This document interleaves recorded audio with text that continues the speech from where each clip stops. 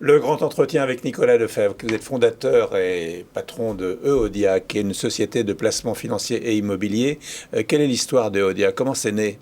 Bonjour Michel, alors l'histoire de Odia, c'est l'histoire de quatre copains. On était dans un ancien cabinet de gestion de patrimoine parisien et on est parti du postulat qu'on voulait démocratiser et digitaliser notre métier. Donc on a décidé de créer ce cabinet justement pour pouvoir donner accès à l'ensemble des placements financiers et immobiliers un peu haut de gamme à l'ensemble des Français. Vous êtes basé à Neuilly. On est basé à Neuilly. On va voir les chiffres de Eodia tout de suite avec Virginie Mas. Merci. Créé en 2010, Eodia est passé de 4 à 50 collaborateurs en 10 ans et s'est occupé de plus de 6000 clients, particuliers et professionnels, sur tout type de placements financiers et immobiliers. Le montant collecté auprès des clients était de 120 millions d'euros en 2020 et l'encours sous gestion s'élève à 500 millions d'euros. Le cabinet a enregistré l'an passé un chiffre d'affaires de 6,5 millions d'euros, des résultats qui ont de quoi satisfaire votre invité Michel. Donc 6 millions de chiffre d'affaires, 6 millions et demi de chiffre d'affaires, pour vous, vous êtes dans les clous? On est dans les clous, l'année 2020 s'est plutôt bien passée après tout ce qu'on a vécu, on est dans les clous. On suit finalement une bonne progression, on a un multiple d'environ 20% de progression par an depuis la création. Quels sont vos domaines d'expertise? Alors, domaines d'expertise, ils sont très larges. L'épargne au sens large. Produits financiers, immobiliers, ce qu'on appelle également l'exotique, donc tout ce qui va être produits de défis, produits court terme. Et justement, le projet, c'est de pouvoir accompagner nos épargnants et nos clients tout au long de leur vie, selon leur profil, selon leurs caractéristiques, profil de risque et orientation d'investissement. Quels sont vos clients? Alors nos clients, ils sont multiples, on en a environ un peu plus de 6000 aujourd'hui. Si on devait faire une courbe, en gros, nos clients, on commence à les avoir vers 40 jusqu'à 70, 80 ans. Et notre client type, c'est 47 ans aujourd'hui. Quels sont les conseils que vous donnez? Alors les conseils qu'on donne, c'est l'épargne au sens large. Comme je vous expliquais, c'est vraiment, on essaye de pouvoir adapter la situation de l'épargne d'une famille en fonction de leur moment de vie, de leurs horizons d'investissement et encore une fois, leur profil de risque. C'est-à-dire, ce n'est pas des conseils de flambeurs?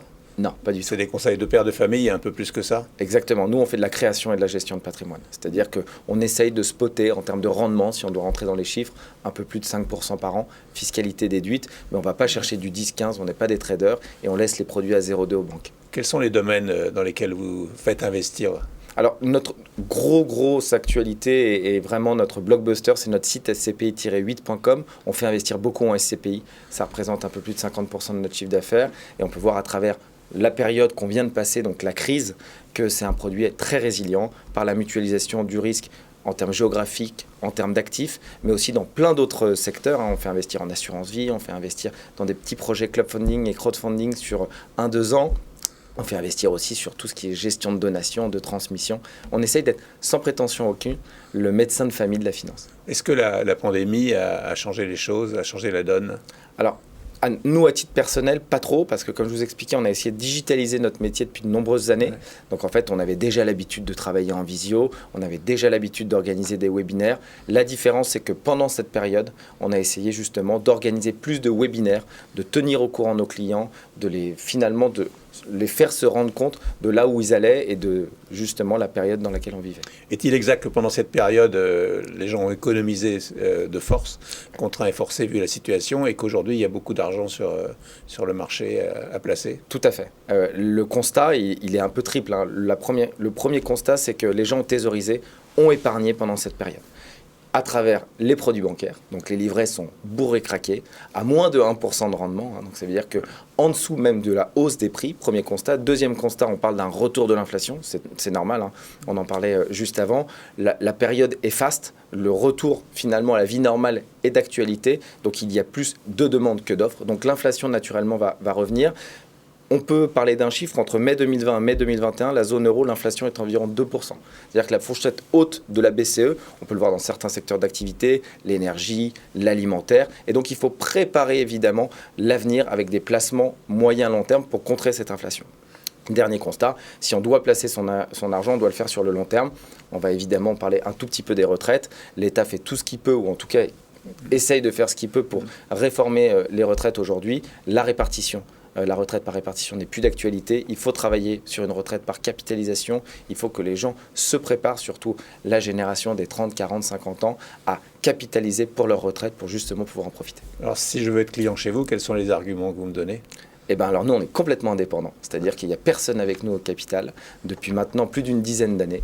Et on essaye de vous accompagner en fonction de vos souhaits. C'est-à-dire qu'on n'a pas de produit maison et on n'a pas de produit à vous proposer. Le but, c'est de vous orienter et de vous garder finalement le plus longtemps possible à travers des placements. On vous accompagne aussi sur la fiscalité. On vous accompagne aussi sur, si vous avez besoin, je ne sais pas, de notaires, d'experts comptables, etc. On essaye justement qu'une fois que vous êtes chez nous, vous n'en sortiez plus.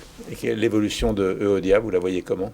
Alors, l'évolution de Eodia, on continue à travers le digital. Assez vite, hein. Ouais, alors, je sais pas. En 11 ans, on est passé de 4 à 70 collaborateurs, dont 10 développeurs. Aujourd'hui, la partie Internet est très importante chez nous. On a créé notre propre outil de gestion qui s'appelle albert.ios. Le but, c'est de faciliter notre métier pour nos partenaires qui sont des consultants indépendants, donc à travers justement toute la partie juridique qui est importante dans notre métier, mais également à travers la souscription, le profil de risque, etc., qui permet à travers cet outil d'aller beaucoup plus vite. Donc on veut essayer de le démocratiser et de travailler pour le vendre en B2B.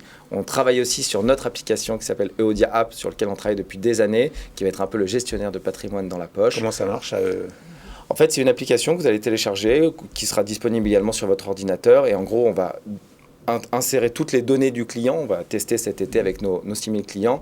Et à travers justement des algorithmes, on va pouvoir vous faire des préconisations adaptées à l'avenir directement dans votre téléphone et plus devoir rencontrer des gens ou comme nous ou les banquiers. Aujourd'hui, vous êtes basé à Neuilly, vous avez des antennes ailleurs en France? Oui, on a une grosse partie de nos équipes tech qui sont à Besançon. On a des bureaux également à Bordeaux. On a également des bureaux à Lyon. Bref, on essaye un petit peu de s'alimenter et d'avoir un petit peu de bureaux. Vous êtes combien? Vous êtes une cinquantaine? On est un peu plus de 70 si on prend tous les métiers qui nous proposent. C'est-à-dire tous les métiers Il y a donc les partenaires, consultants indépendants qui sont notre force vive, une cinquantaine. Et puis après, il y a toute la partie back-office et comme je vous disais, toute la partie tech avec nos développeurs et tous les métiers de soutien finalement d'Internet. Vous voyez comment dans 10 ans? Eh bien, dans 10 ans, j'espère qu'on continuera à bien grossir, j'espère qu'on aura encore plus démocratisé ce métier et qu'on pourra conseiller de nombreux épargnants. Merci beaucoup. Merci à vous.